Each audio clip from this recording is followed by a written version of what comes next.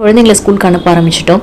அதில் நம்ம அதிகமாக முக்கியத்துவம் கொடுக்கறது இந்த விஷயம், வாட்டர் பாட்டில். ஒரு வாட்டர் பாட்டில் வாங்க போனீங்க அப்படின்னா நம்ம என்னெல்லாம் பார்ப்போம்? ஃபர்ஸ்ட் கலர் பிடிச்சிருக்கணும், அப்புறம் சைஸ் கரெக்டாக இருக்கணும், அதுக்கப்புறம் டியூரபிளாக இருக்கணும், எடுத்துகிட்டு போகிற மாதிரி அதில் ஹேண்டில் இருக்கணும், அந்த மூடி ரொம்ப ஈஸியாக கழட்டுறதுக்கு மூடுறதுக்கு இருக்கணும், தண்ணி கசியக்கூடாது, அதுக்கப்புறம் அப்சைட் டவுன் ஆச்சா கூட கொட்டக்கூடாது, இதெல்லாம் பார்ப்போம். அதுக்கப்புறம் சுத்தம் செய்கிறதும் ரொம்ப எளிமையாக இருக்கணும். இந்த மாதிரி கார்னர்ஸ்லாம் க்ளீன் பண்ணுறதுக்கு ஈஸியாக இருக்கான்னு பார்ப்போம்.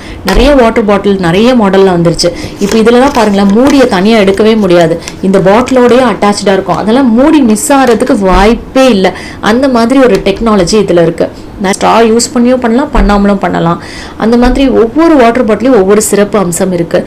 இன்னும் அட்வான்ஸ்டாக போனோம் அப்படின்னா அதில் யூவி சிஸ்டம்னு ஒன்று கொண்டு வந்திருக்காங்க. அதாவது அந்த பாட்டில் தானாகவே செல்ஃப் கிளீனிங் பண்ணிக்குமா, அதுக்குள்ளே இருக்க தண்ணியையும் அந்த பாக்டீரியாஸ்லாம் இல்லாமல் செல்ஃப் கிளீனிங் பண்ணக்கூடிய அளவுக்கு.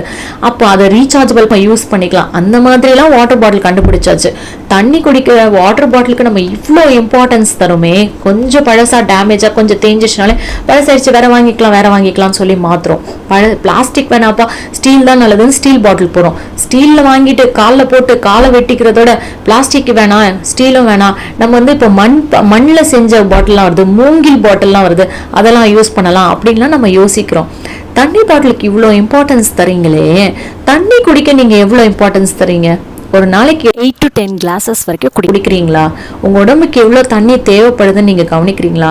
தாகம் எடுத்தால் கூட எழுந்து போய் தண்ணி குடிக்கிறதுக்கு சிரமப்பட்டுட்டு எத்தனை பேர் அப்படியே இந்த வேலையை முடிச்சுட்டு போகலான்னு உட்காந்துட்டே இருக்கீங்க?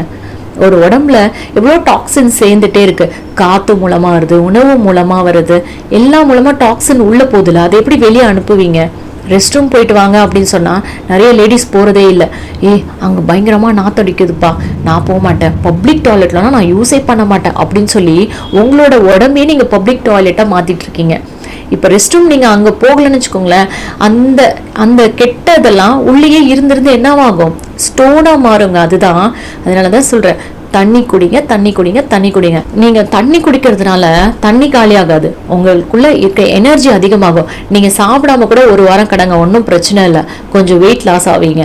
ஆனால் தண்ணி குடிக்காம மட்டும் கண்டிப்பாக இருக்காதீங்க நண்பர்களே.